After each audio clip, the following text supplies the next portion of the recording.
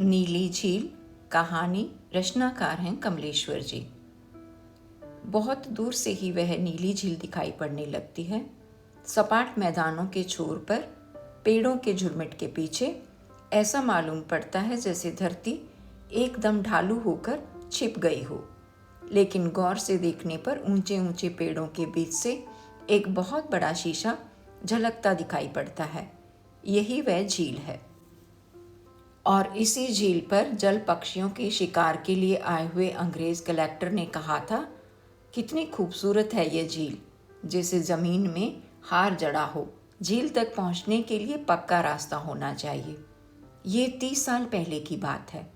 और तब बस्ती से झील तक रास्ता बनाने के लिए आए मजदूरों की टोली में वह भी आया था। और अंग्रेज साहब की मेम की आंखों को देखकर उसने कहा था, कितनी खूबसूरत है मेम, इसकी आंखें नीली झील की तरह लगती हैं।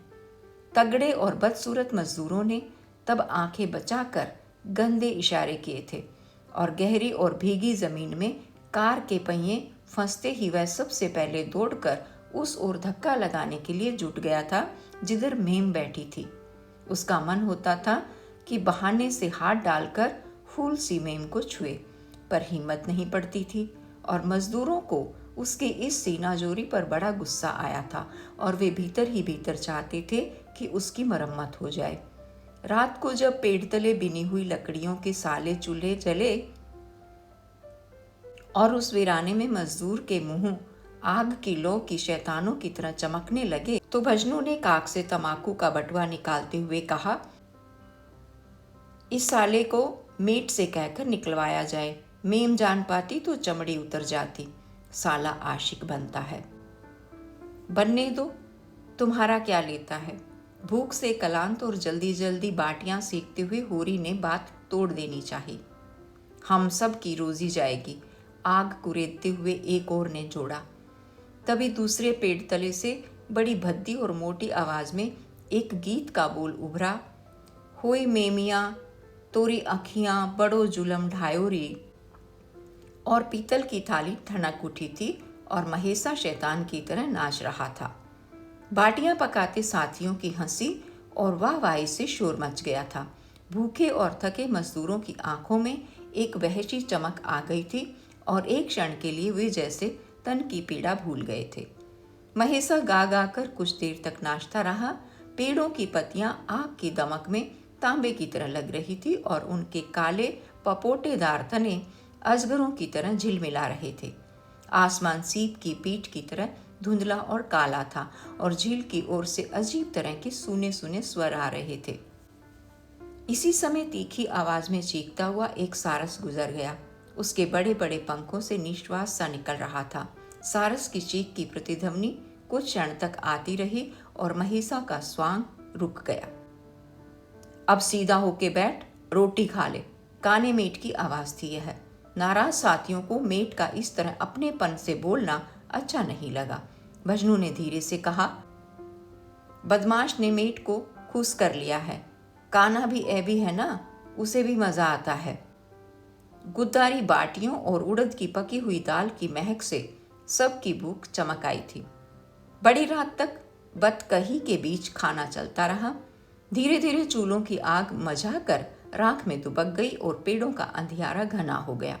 सुबह काम शुरू होते ही सैलानियों की एक पार्टी वहां आकर रुक गई। कुछ हिंदुस्तानी साहब थे और साथ में कुछ अच्छी अच्छी औरतें। औरतों के कंधों पर कैमरे लटक रहे थे और साहबों के कंधे पर एयरगन और कारतूसों की पेटियां। खाने पीने का सामान कंडियों में था और वह बोझ उनसे चल नहीं रहा था। औरतों के खूबसूरत चेहरे पर पसीने का पनीलापन था और साड़ियों के छोर कमर में खुसे हुए थे। धूल से बचाने के लिए साड़ियां एक तरफ से कुछ ऊंची कर ली गई थी। उन्हें देखते ही मजदूरों ने रुकने का मतलब भांप लिया था और वे अपने काम में इतने मशगूल हो गए थे जैसे उन लोगों की उपस्थिति का उन्हें एहसास ही ना हो। पर महेसा हाथ रोककर फेंटा कसने के बहाने कनखियों से उन्हें ताक रहा था। वही इसी इंतजार में लगता था कि अभी उनमें से कोई औरत सामान उठाने के लिए कहेगी और वह मेट की मर्जी देखकर निश्चय ही उनकी सहायता के लिए तैयार हो जाएगा। साहब लोग भी किसी मजदूर से आंखें मिलने की ताड़ में थे। बाकी सब आंख बचा रहे थे। सिर्फ महिसा आंख मिलाने के लिए उतावला था, पर साहबों से नहीं। जैसे उसने यही तय किया था कि नीली साड़ी वाली औरत अगर कहेगी तो वह फावड़ा छोड़कर सामान उठा लेगा। वह बार बार उसे ही हैरत से ताक रहा था कि नीली साड़ी वाली औरत ने ही मौका पाकर बड़ी मीठी आवाज में कहा, कोई मजदूर मिल जाएगा यहाँ? महिसा को ये बात नहीं जची। मजदूर ही चाहती हैं तो खोज ले, उसने ठसक से कहा। हम लोग सरकारी गैंग के आदमी हैं। कुछ इस तरह जैसे सरकार से रुपया पाकर मजदूरी करना कुछ ऊंची बात हो। अरे जरा सी मदद के लिए चाहिए, ये सामान झील तक पहुंचाना है, उसी नीली साड़ी वाली की मीठी आवाज थी। महिसा का दिल बहक उठा। बड़प्पन और शान से बोला, मदद मिल सकती है, ऐसे बोलिए। महिसा के तुच्छ से गर्व को लक्ष्य करके वे धीरे से हंसी और महिसा एक क्षण के लिए अपलक उसके साफ दांतों को देखता रहा। फिर दौड़कर मेट के पास पहुंचा और सामान उठाने की इजाजत मांगकर चला आया। आते ही उसने गर्व से उनका सामान उठाया और नीली साड़ी वाली के कंधे में लटके थर्मस को मांगने के बहाने बोला, ये बोतल भी दे दीजिए। मीठी आवाज वाली औरत ने कुछ जवाब नहीं दिया, पर वह ऐसे मानने वाला नहीं था। चलते चलते उसने फिर पूछा, आप लोग शिकार के लिए आए हैं? कहाँ से आए हैं? लेकिन वह नीली साड़ी वाली औरत एक आदमी से मुस्कुरा मुस्कुरा कर बातें कर रही थी। महिसा को ये अच्छा नहीं लग रहा था। एक अजीब तरह की परेशानी उसे हो रही थी। कुछ दूर तो उसने बर्दाश्त किया, फिर उसका मन हुआ कि सामान पटक कर उसी आदमी से कहे कि उठाइए अपना तामझाम। मैं मजदूर नहीं हूँ, पर उनके साथ चल सकना भी उसे कम भला न लग रहा था। उसे बोलने का फिर मौका मिला। गलत रास्ते पर मुड़ते देख वह लपक कर नीली साड़ी वाली के पास पहुंचा और एकदम उनके अज्ञान पर जैसे चीख पड़ा, आप लोगों को रास्ता नहीं मालूम? हमारे साथ आइए, इधर से दलदल पड़ेगा। दलदल? ओह! नीली साड़ी वाली कुछ ज्यादा चौंक गई थी। उसका ये चौंकना महिसा को बहुत अच्छा लगा था। उसे अनिवर्चनीय सुख सा मिला था। कानपुर में मिल से छुट्टी पाते ही वह चौराहे वाले कोने पर रुककर इस तरह औरतों को देख देख कर खुश होता था। झुरमुट के पास पहुंचते ही सब लोग रुक गए। सामान वहीं उतरवा लिया गया।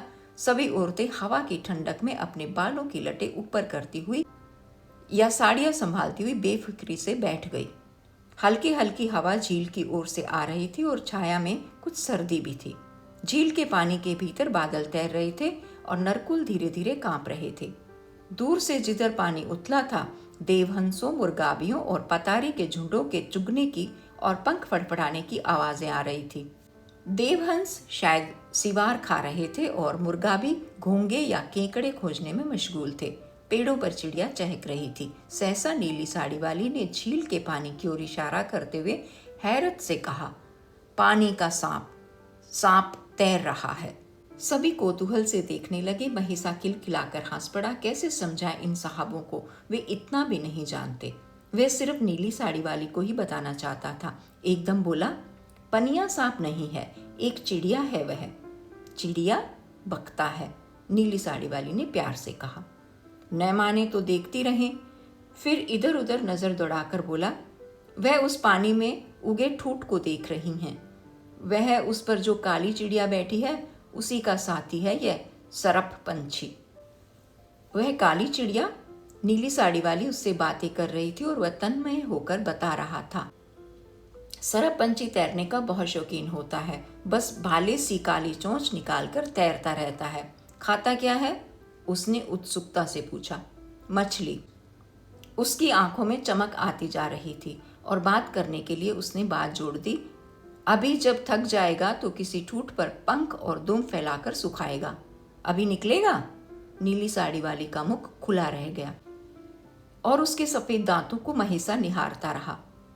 नकबा के सफेद पंखों की तरह धुले हुए व चमकदार। उसका मन जाने को नहीं हो रहा था, पर मेट ने कहा था जल्दी लौटना और फिर साथियों के कलेजे पर सांप लौट रहे होंगे। तभी एक साहब को बंदूक संभालते देख उसका मन उचाट हो गया। वह नीली साड़ी वाली भी अब बंदूक की ओर ज्यादा ध्यान दे रही थी। उनके साथ के एक साहब ने उसे कुछ पैसे दिए और अभी एक क्षण पहले का महिसा अपना सारा आकर्षण भूलकर चल पड़ा। उसका मन भारी हुआ आया था। रह रहकर उसकी आंखों के सामने वह बंदूक घूम रही थी और कानों में चिड़िया का शोर समाया हुआ था। हर आवाज वह पहचानता था, उन पक्षियों की भी जो साल भर इसी झील के किनारे रहते थे और उनकी भी जो इस ऋतु में दूर पहाड़ों से उतरकर कुछ दिनों के लिए मेहमानों की तरह आते थे।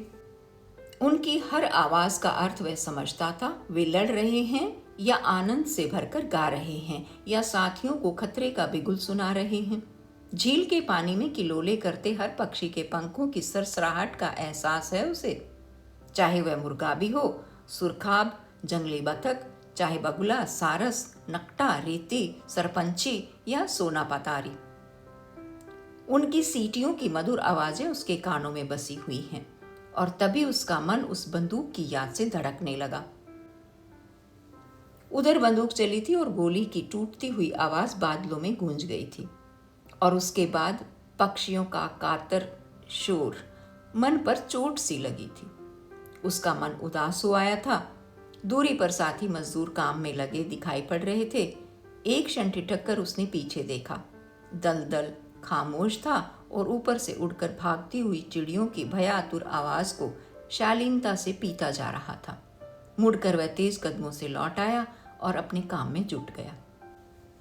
रात को जब पेड़ों के नीचे सांझे चूल्हे जले तो महेसा नहीं था। गांव से प्याज और मसाला लाने वाले चरण सिंह ने बताया, वह तो बदमाश घी की चुपड़ी रोटी खाएगा आज। कहाँ, गांव में है? भजनू ने आश्चर्य से पूछा। वहीं पंडिताइन के घर है। चबूतरे पर बैठा मिसकोट कर रहा था लुगाई से और वह नासमारी मुस्कुरा मुस्कुरा कर बतिया रही थी। पत्तीदार बाल काटे और जेवर पहने साथ बैठी थी। मरा साला, कहकर चरण सिंह ने पिच से थूका और प्याज की गांठ छील कर खाने लगा। उससे कैसे आसनाई हो गई?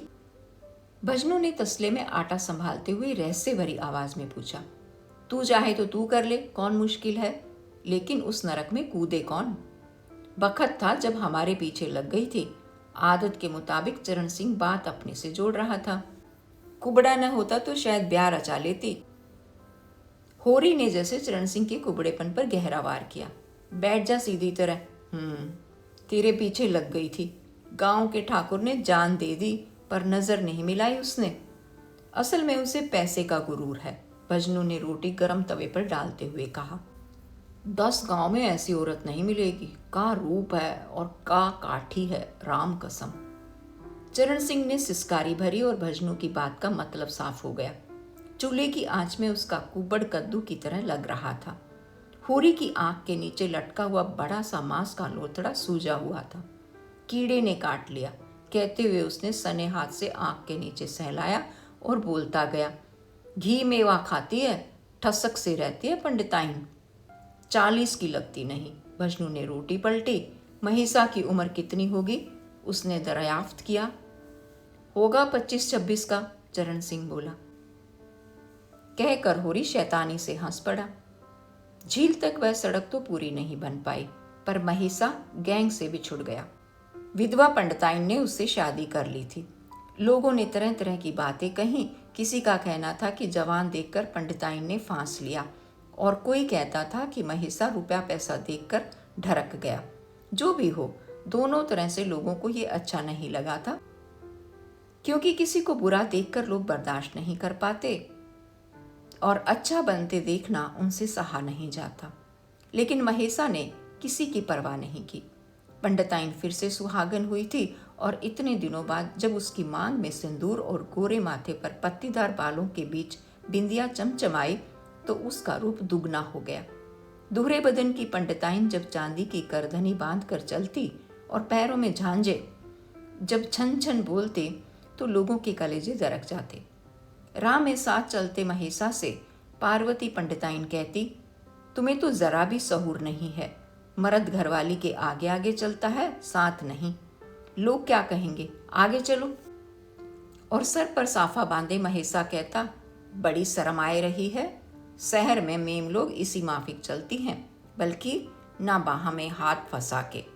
और बस्ती के बाजार से खरीदा चमकदार केलासन का जम्पर झिलमिलाता देख उसका माथा गर्व से उठ जाता। पार्वती कितनी खूबसूरत है। और एक दिन देवियों की पूजा के लिए जब पार्वती ने महावर लगाया तो चमचे में घुला लाल रंग उंगली में लेकर उसने पार्वती के होठों पर लगा दिया। पार्वती छुटाने लगी तो उसने अपनी कसम दे दी और नुमाइश से लाए शीशे को उसके सामने कर दिया।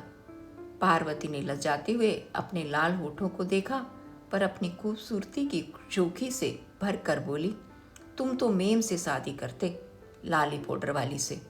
और वह अपने को खुद किसी मेम से कम नहीं लगी थी। तभी महेशा ने उसकी गुदारी कलाई पकड़ते हुए कहा, तुम किधर से कम हो। और हंसती पार्वती के उजले दांतों को देखकर उसका मन खिल गया। पार्वती के दांत ठीक वैसे ही थे जैसे उसने कभी देखे थे, हंस के पंखों की तरह धुले हुए। पार्वती के कहने से उसने कल में बड़ी बड़ी रखवाई थी, चोटी में मोटी सी गांठ बांधता था और मूछें छूटी करवा ली थी। मेले तमाशे पर जाने के लिए बैलों की एक गोई और छोटा सा रब्बा भी खरीद लाया था। बैलों को खूब सजा कर रखता था। उनके गलों में 40 घुंघरुओं की माला थी और सींगों में पॉलिश।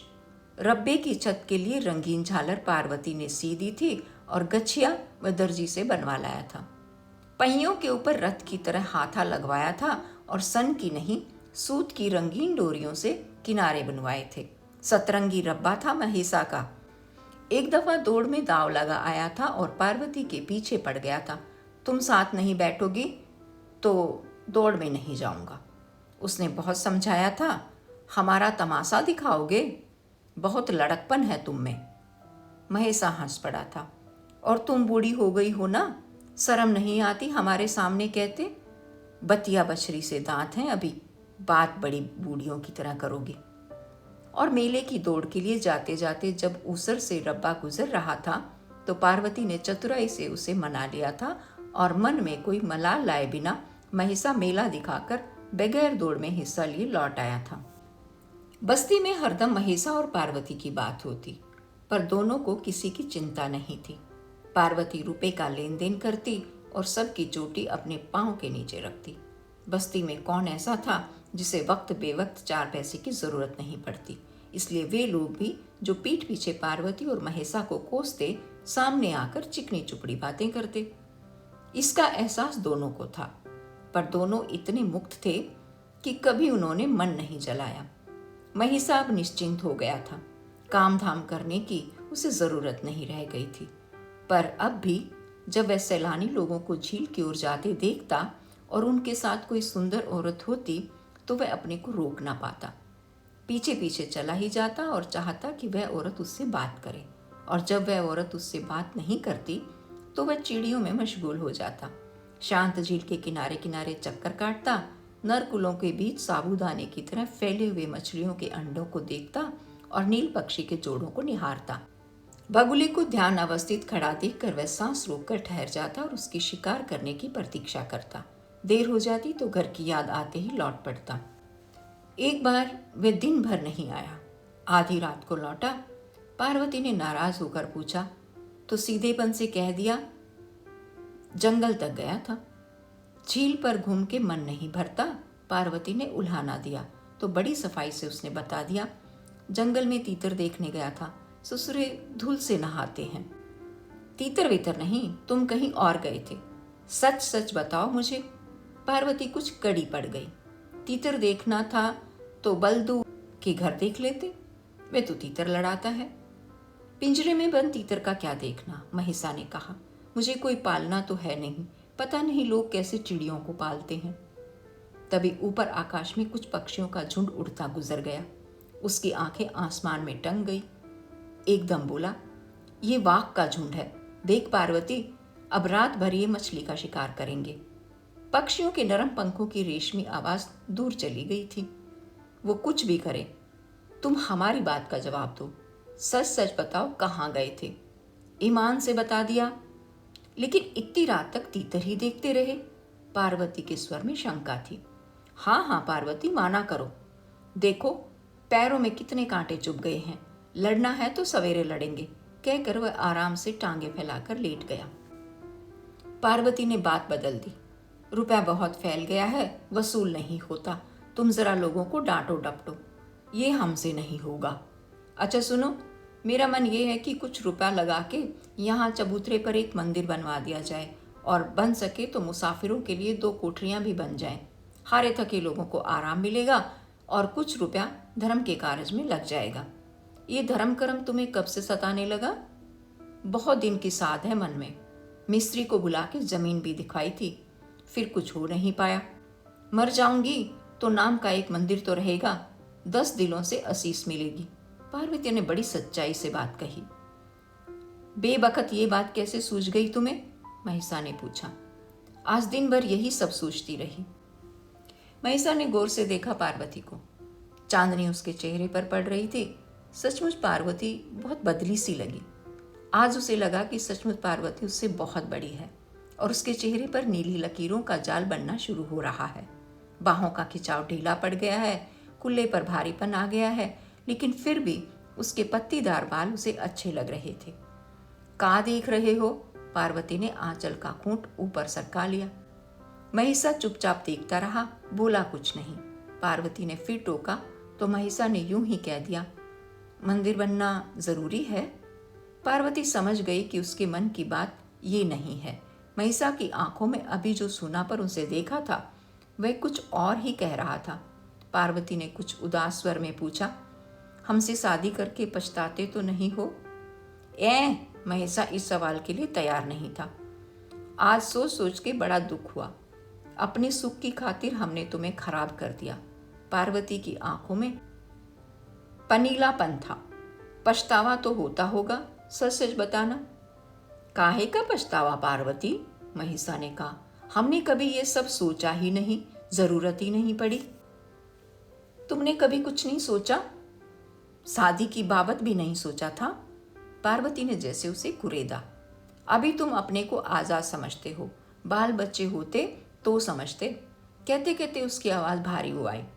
चांद पर बादल आ जाने से चांदनी मटमैली हो गई थी और पार्वती का चेहरा धुंधला पड़ गया था। लालटेन चौखट में कुंडी से लटक रही थी और उसकी रोशनी में काठ की अर्दावन परछाइयों की सलाखें बना रही थी। महिषा को एकाएक लगा कि शादी के बाद सब घरों में बच्चे होते हैं, उसके घर में अभी तक कुछ नहीं हुआ। उसने गहरी नजरों से पार्वती को देखा। इस समय की बात वह समझ नहीं पा रहा था। आखिर पार्वती कहना क्या चाहती है? घर में चारों ओर सन्नाटा छाया हुआ था। ऐसे सूनेपन में उसने पार्वती के साथ कभी अकेलापन नहीं महसूस किया, पर आज वह इतनी अलग सी क्यों मालूम हो रही है? हमेशा रात हो या दिन, अकेलेपन में उसके मन में प्यार ही उमड़ा है और उसने भी कभी ऐसी उखड़ी बातें नहीं की। तुम्हें हुआ क्या है? महिषा ने शायद आज पहली बार इतना सोचकर कुछ पूछा। पता नहीं क्या हुआ है। बस्ती का अस्पताल बहुत छोटा है, यहाँ मेरी देखभाल नहीं हो पाएगी। अस्पताल?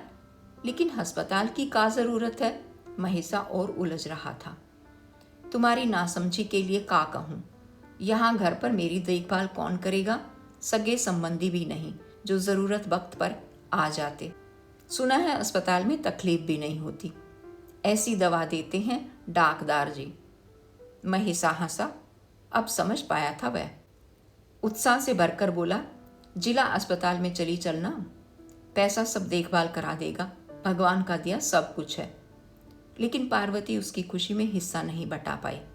उसके मन में जैसे डर समाया हुआ था। बोली, एक बात कहूँ, हमें बड़ा डर लगता है जान चली जाएगी। बेकार डरती हो तुम। बेकार नहीं, न जाने मन में कैसी कैसी बातें व्यापती हैं। बड़े डरावने सपने दिखाई पड़ते हैं, सांस रुकने लगती है। पार्वती ने बाहें छाती पर कस ली थी। तो हमारे साथ लेटा करो, महिषा ने उपाय बता दिया। कुछ तो सोचा करो। हम कहें कि आजकल तुम कतराई कतराई काहे रहती हो। बेकार की बातें मन में मत लाया करो पार्वती। खाट टिन में कर ले। पार्वती ने उठकर खाट पकड़ते हुए कहा, अब इतना बाहर मत रहा करो, न जाने कब क्या हो जाए।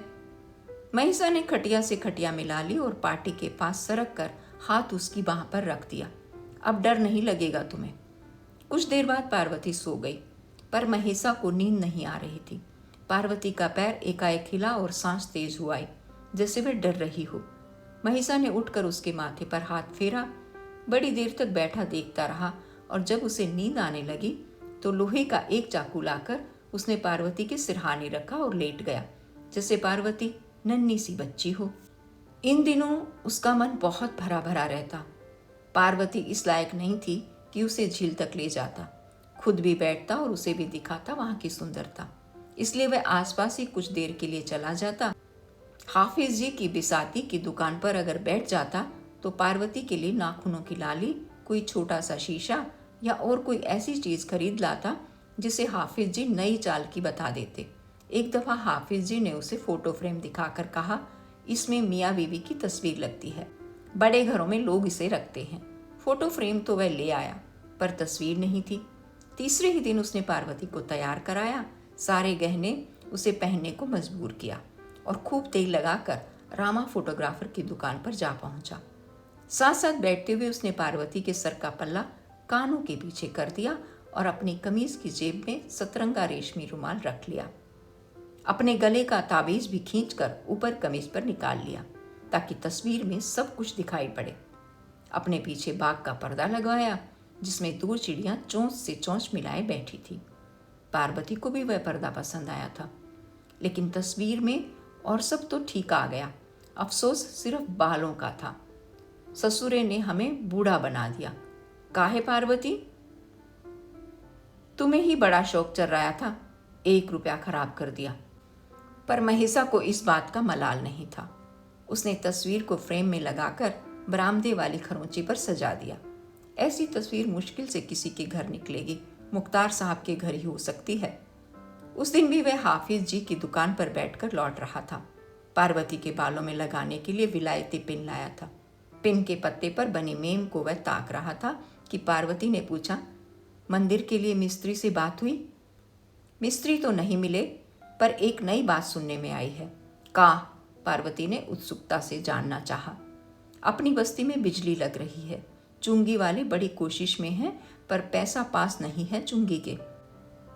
तो बिजली कहाँ लगेगी? सुना चुंगी अपनी कुछ जमीनें बेचने की बात सोच रही है, ऐसी जमीनें जो उसके लिए बेकार हैं। महिषा ने कहा तो पार्वती एकदम बोली, चुंगी अगर बेचे तो अपने चबूतरे के पास वाला कूड़ा खाना हम खरीद लें। चबूतरे पर मंदिर हो जाएगा और उधर मुसाफिरों के लिए छोटी सी धर्मशाला। तुम जरा सच्ची बात पता लगाओ। बात तो सच्ची है, हाफिज जी का रोज चुंगी में आना जाना लगा रहता है, गलत खबर नहीं लाएंगे, वो ही बता रहे थे। महिषा ने जैसे उसे इत्मीनान दिलाया। मौका लगा तो खरीद लेंगे, का पता कब तक हो। चील की ओर से तभी चिड़ियों का कातर शोर सुनाई पड़ा और उसका मन बहक गया। एकदम बोला, शायद शिकारी आए हैं।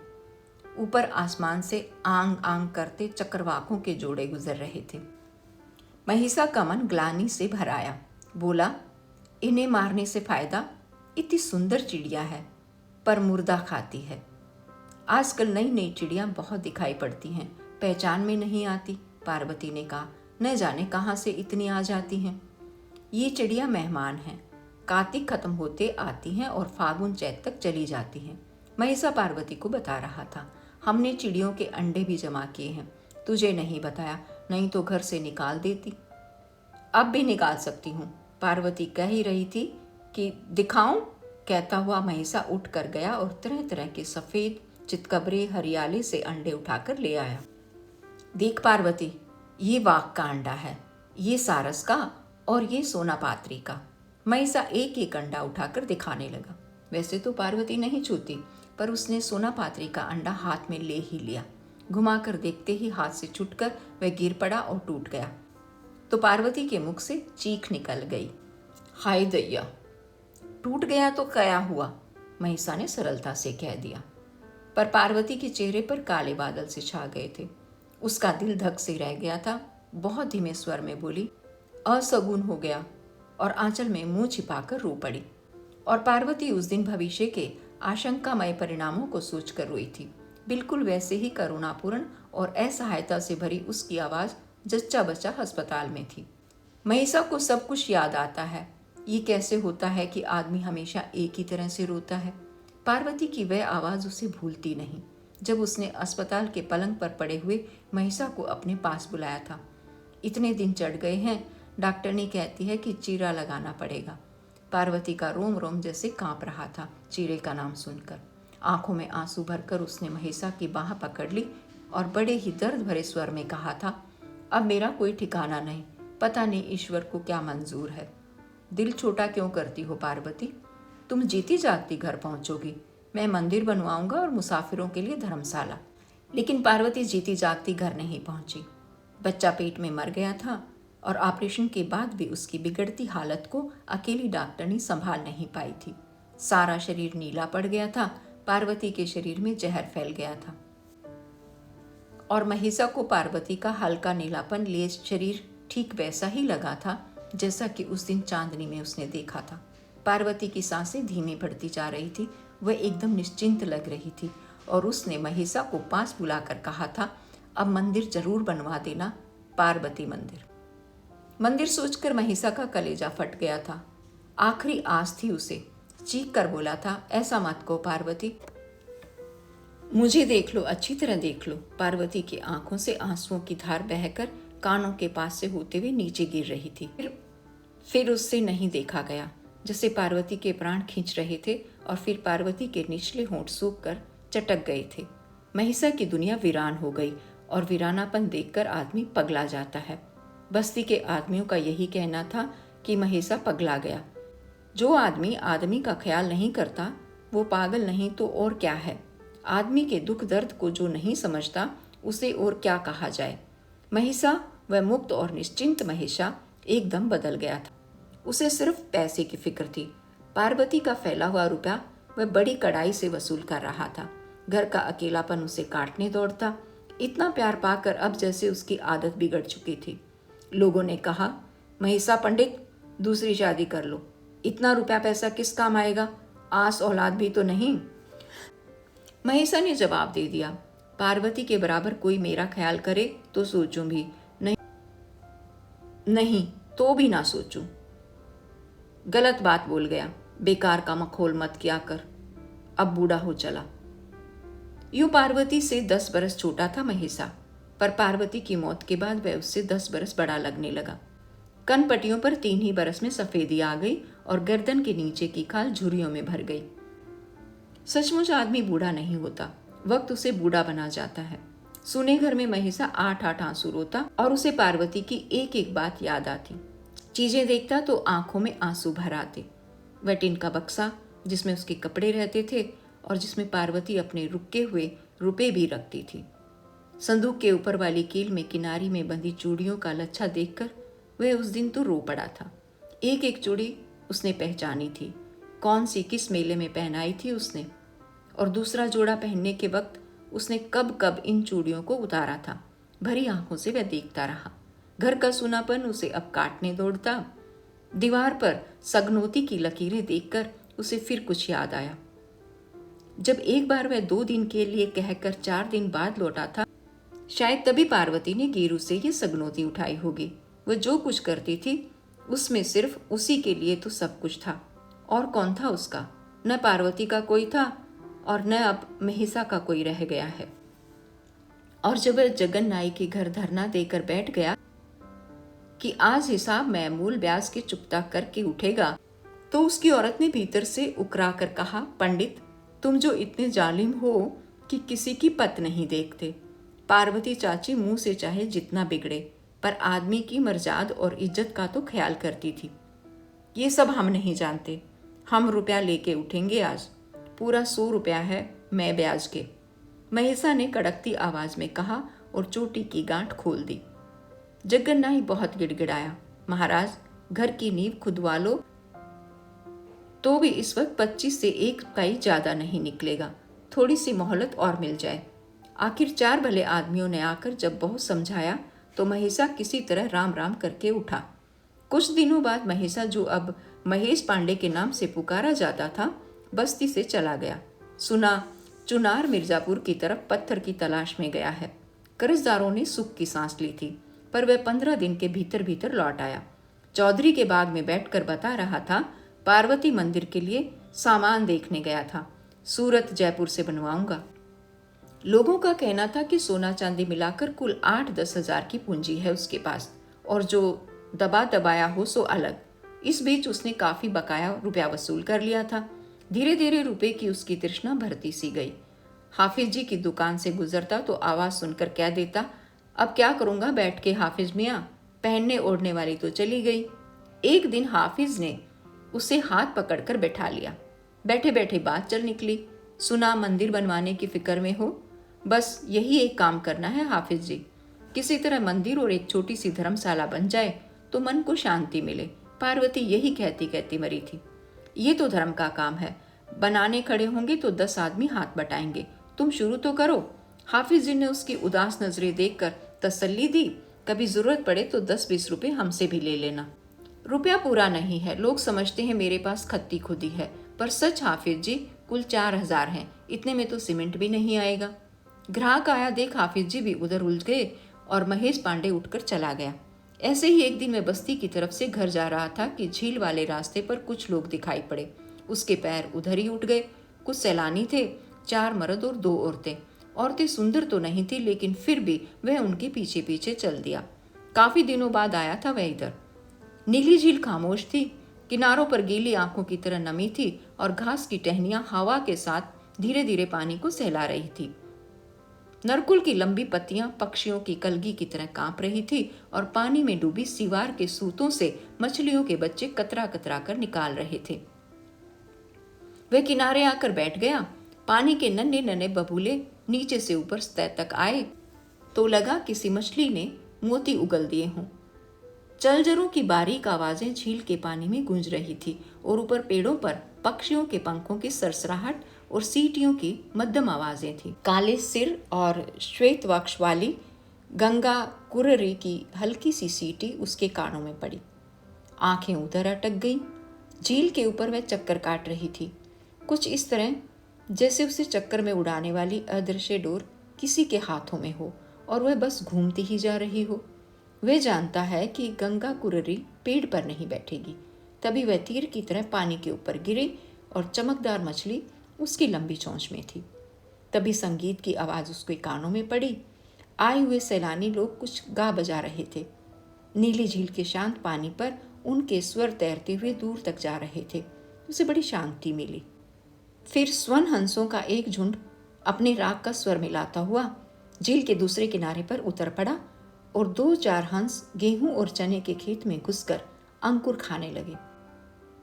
गर्दन उठा उठाकर वे ऐसे देख रहे थे जैसे अजनबी हों, और सचमुच वे अजनबी ही हैं। महेश पांडे का मन न जाने क्यों भर आया।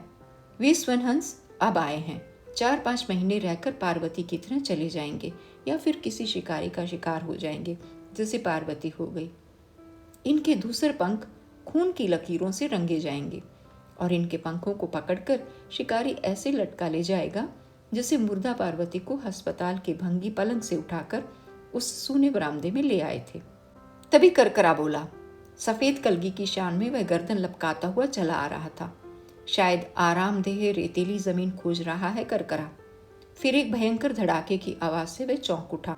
बाईं ओर फैले दलदल से सारसनी की तुरही सी तेज चीख आई और गूंजती रही। वह बार बार चीख रही थी और सारा सकुलाया सा कुछ ऊपर चक्कर काट रहा था। कभी वह दलदल में उतरकर चीखता, कभी लंबे लंबे डंक भर भर कर इधर उधर लपकता और वैसे ही तेज आवाजों में चीखने लगता। गिरी हुई सारसनी की आवाज फट गई थी और उसकी गर्दन कुचले हुए सांप की तरह फड़फड़ा रही थी। समर हंसों का झुंड तट से भागकर खेतों में चला गया। अभी अभी कुछ क्षण पहले का स्वप्निल वातावरण एकदम भयानक हो उठा। झील का पानी सीमा में बंद जैसे थर्रा रहा था और भीगे किनारों पर निर्जीव स्वर टकरा रहे थे। पेड़ों में अभी सनसनाहट भर गई थी।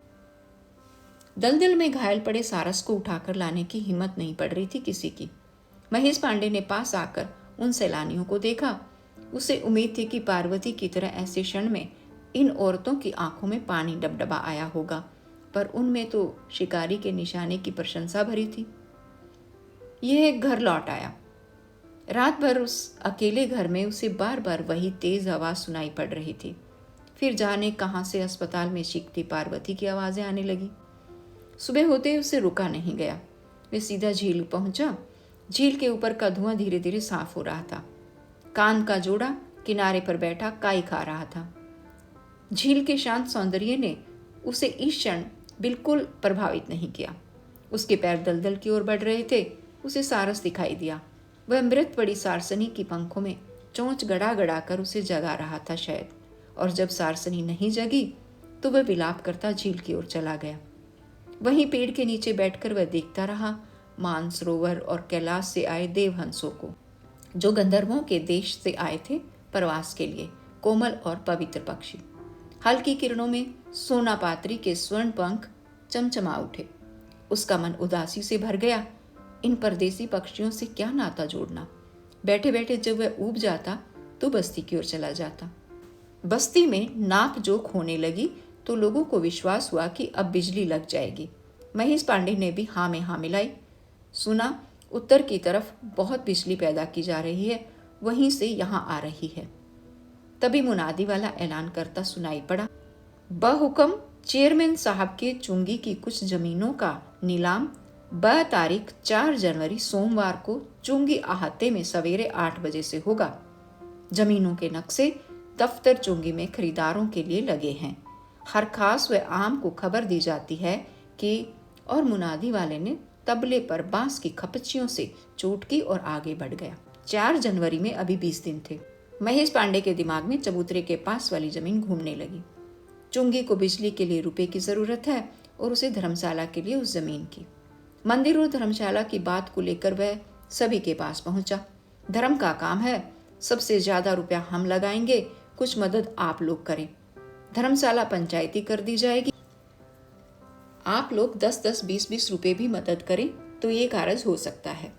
मारवाड़ी मिल वालों ने एक मुश्त 50 रुपया दे दिया, लेकिन उसका खाता डाक खाने में खुलवा दिया। महेश पांडे ने 3000 रुपया भी उसी खाते में जमा कर दिया। इन 20 दिनों के बीच वह घर घर घुमा, मुख्तारों के पास गया, हलवाइयों और वैद्यों के पास गया, कपड़े के आढ़तियों से लेकर अंग्रेजी डॉक्टरों तक पहुंचा और कुल मिलाकर 1000 रुपया और जमा हो गया। सबकी आंखों में महेश पांडे का रुतबा और सम्मान एकाएक बढ़ गया था। अब सिर पर वह गेरुआ साफा बांधने लगा था और हाथ में लाठी लेकर चलता था। शरीर कुछ शिथिल हो रहा था, लेकिन इस ढलते शरीर के साथ भी वह दिन भर घूमता और अपने साफे में किसी चिड़िया का गिरा हुआ सुंदर सा पर कलगी की तरह खोस लेता। चुंगी दफ्तर में जाकर वह नक्शे भी देख आया था। नीलाम का दिन पास आ रहा था और जैसे जैसे दिन निकट आता जाता महेश पांडे की उदासी और बढ़ती जाती। झील पर शिकार खेलने के लिए आदमियों की बहुत सी टोलियां इस बीच आईं और गई, और अपने घर पर बैठे या बस्ती में घूमते हुए उसने जब जब चित्कारें सुनी और साहब शिकारियों को, नरम पंख वाली चिड़ियों को लटकाए ले जाते देखा, तब तब उसे पार्वती की याद आई। उसकी हालत भी तो उस सारस के जोड़े की तरह ही थी। घर में लेटता तो उड़ते पक्षियों के नरम कोमल पंखों की सरसराहट उसे महसूस होती, जैसे पार्वती केल आसन की धोती पहने अदृश्य रूप से गुजर गई हो। पर्वतों से आए मेहमान पक्षियों के सफेद और सेमल की रुई से सजीले पंख और पार्वती के सफेद दांत। सुबह उठा तो मन नहीं लगा और वह शांति पाने के लिए झील की ओर चला। झील पर पहुंचकर अपनी लाठी से वह काई को छितराता रहा। सिवार के सूतों को उलझाकर उसने निकाला, नन्हे नन्हे बीज चुनकर मुंह में डाल लिए और उठकर उधर चला गया जिस ओर जलमंजरी खिली हुई थी। जलमंजरी के पास से ही दलदल शुरू हो जाता था। नारी की बेल पानी में तारों की तरह बिछी हुई थी और गांठों के पास नन्हे नन्हे घोंगे चिपके हुए थे। सूत सी सफेद नन्ही नन्ही जड़ें मछली के उजले पंखों की तरह धीरे धीरे कांप रही थी। दलदल में घुसकर उसने जलमंजरी के फूल तोड़े और गुच्छा बनाकर लौटने लगा। सोन पतारी का झुंड रात भर चारा खाकर उड़ने ही वाला था कि एक गोली उस पार से छूटी और उड़ते सोन पतारी के झुंड में से एक पक्षी बिलबिलाकर छप से झील के बीचों बीच गिर पड़ा। उसके सोने से पंख पानी पर छितरा गए और नीली झील के खामोश पानी पर एक हलचल हुई। एक क्षण बाद ही लाल खून की एक पतली सी लकीर पानी पर खींची और सोना पतारी तैरती हुई उस पार जाने की कोशिश करने लगी। उसके नरम पंख फड़फड़ा रहे थे और पानी पर खून की लकीर उसका पीछा कर रही थी। झुरमुट में से शिकारी निकले। उन्होंने देखा वह पक्षी तैरता हुआ उस किनारे निकलकर किसी झाड़ी में दुबक कर खामोश हो गया। शिकारियों ने बहुत खोजा पर पक्षी नहीं मिला। झील पर मिटती हुई लकीर के बीच एक आध पंख पड़ा था। उसका मन उचाट हो गया। जलमंजरी के फूलों को वहीं फेंक कर वह लौट आया। पार्वती की याद उसे फिर आई और नीलामी वाले दिन उसने 3,000 की बोली लगाकर चबूतरे के पास वाली जमीन नहीं, दलदली नीली झील खरीद ली। लोगों की आंखें फट गई। इसका दिमाग तो नहीं खराब हो गया? मंदिर का नाम लेकर इसने धोखा दिया है, रुपया हजम कर गया है। लेकिन उसने किसी को कुछ भी जवाब नहीं दिया और मन में लगता कि अब तो वह पार्वती को भी जवाब नहीं दे सकता। उसके पास जवाब है ही क्या? फागुन आते आते मेहमान पक्षी उड़ गए, सवन हंस चले गए, सफेद सुरखाब अपने पुराने घरों में लौट गए, मुअर, संध, करकरा और सरपंछी भी चले गए। झील बहुत सूनी हो गई थी, पर महेश पांडे को विश्वास था ये फिर हमेशा की तरह अपने झुंडों के साथ कार्तिक अगहन तक वापस आवेंगे। महेश पांडे लिखना पढ़ना तो जानता नहीं था, पर झील वाले रास्ते के पहले पेड़ पर उसने एक तख्ती टांग दी थी जिस पर लिखा था, यहाँ शिकार करना मना है, और नीचे की पंक्ति थी, दस्तक नीली झील का मालिक महेश पांडे।